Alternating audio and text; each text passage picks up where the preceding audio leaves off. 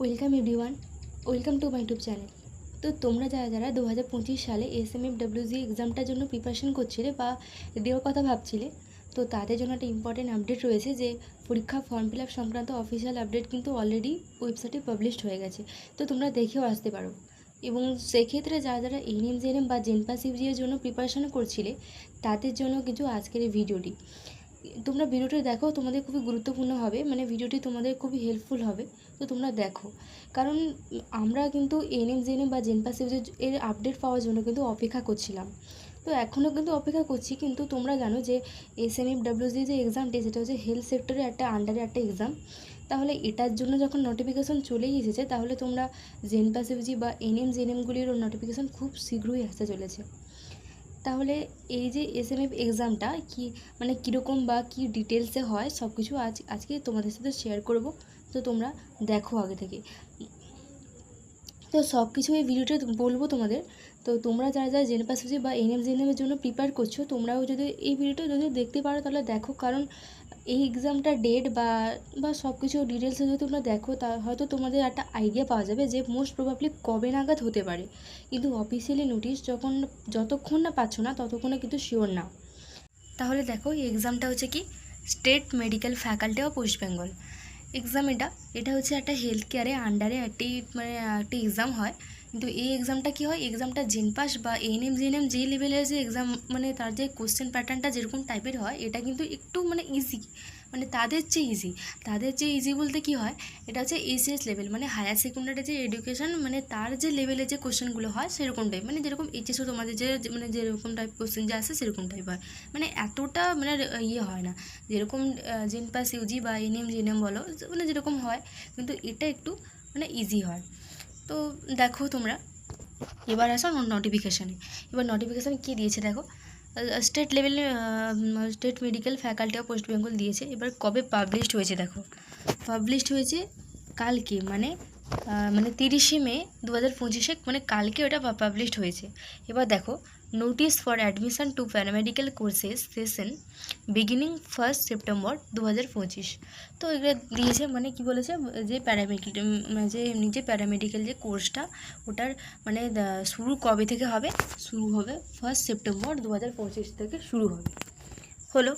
তারপর দেখো কি দিয়েছে, বলেছে যে online application are invited by the State Medical Faculty of West Bengal for admission to under mentioned paramedical courses at different government and affiliated institutes of West Bengal for এই যে মানে 2/6/2025 থেকে কবে পর্যন্ত দিয়েছে দেখো, 4/7/2025, মানে জুলাই মাসে, মানে আজ থেকে, মানে জুলাই মাসের 2 তারিখ, মানে আজ জুন মাসের 2 তারিখ, মানে আজকে জুন মাসের 2 তারিখ।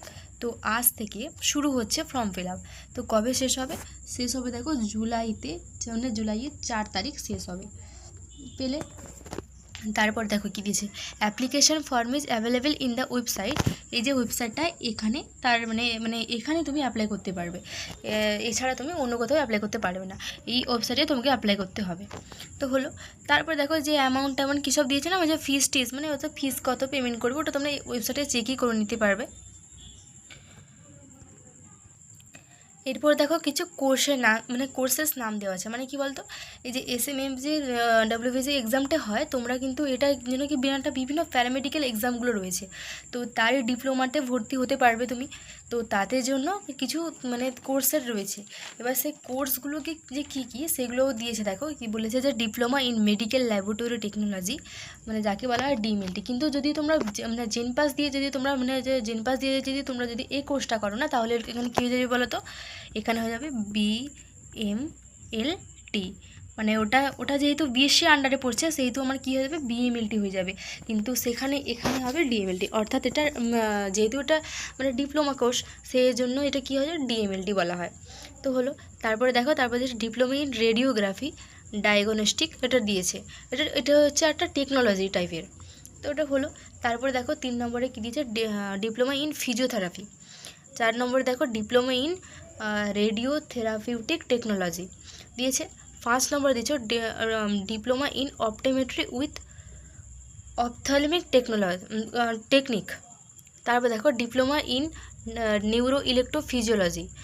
Diploma in perfusion technology, diploma in cut lab technician, তারপর দেখো diploma in critical care technology, diploma in dialysis technique, তারপরে 11 নম্বর দেখো diploma in operation theatre technology, 12 নম্বরে দিয়েছে দেখো diploma in diabetes care technology, 13 নম্বরে দেখো ডিপ্লোমা ইন কার্ডিওগ্রাফিক টেকনিক দিয়েছে। তো এগুলো মোটামুটি তারগুলো কোর্সের আন্ডারে এগুলো পড়ছে, কোর্সের আন্ডারগুলো তো সবগুলো পড়লো। তারপরে দেখো কি দিয়েছে, বলেছে এলিজিবিলিটি ফর মানে অ্যাডমিশন, মানে কী কী মানে এলিজিবিলিটি মানে তার কী কী লাগে আর কি। তো কী লাগে এটা আমাকে দেখতে হবে, কোয়ালিফিকেশান ফার্স্ট দেখতে হবে তো আমাকে না। তো কোয়ালিফিকেশান দেখো কী দিয়েছে, ফার্স্ট হায়ার সেকেন্ডারি মানে 10+2 মানে হায়ার তোমাকে এইচএস তোমাকে পাস করতে হবে, আর equivalent examination recognised by any Indian university और ডুলি কী দিয়েছে, constituted board with first mark in physics chemistry and biology individually, মানে তোমাকে প্রত্যেকটা সাবজেক্টে মানে তোমাকে ধরো ফিজিক্স কেমিস্ট্রি আর বায়োলজি মানে এই 3টে সাবজেক্ট কিন্তু এখানে মেন মানে লাগে, মানে এই যে ডিপ্লোমা কোর্স করতে মানে যে প্যারামেডিকেলে এখানে কী হয় ফিজিক্স কেমিস্ট্রি বায়োলজি তোমাকে লাগবেই। তো যে ফিজিক্স কেমিস্ট্রি বায়োলজি লাগলো, তো এখানে কি হয়, এখানে তোমাকে আলাদা আলাদাভাবে ফিজিক্স কেমিস্ট্রি এবং বায়োলজি এই 3টে সাবজেক্টে তোমাকে পাস মার্ক তুলতেই হবে অতি অবশ্যই। তো এজ দেখো কত দিয়েছে, এজ বলেছে যে 17 মানে মিনিমাম তোমাকে 17 বছর তোমাকে হতে হবে, তাহলে তুমি এই পরীক্ষার জন্য আবেদন করতে পারবে। তো হলো, তারপর তোমাকে কী দিয়েছে 31শে ডিসেম্বর পর্যন্ত, মানে তোমাকে টাইম, এটা বোঝা গেল। এরপরে দেখো যে এই যে এক্সামটা সেটা অফলাইনে মোডে হবে না অনলাইনে মোডে, এটা কিন্তু সবসময় কি মনে রাখবে, এটা হবে কি এটা অফলাইন মোডেই হয়।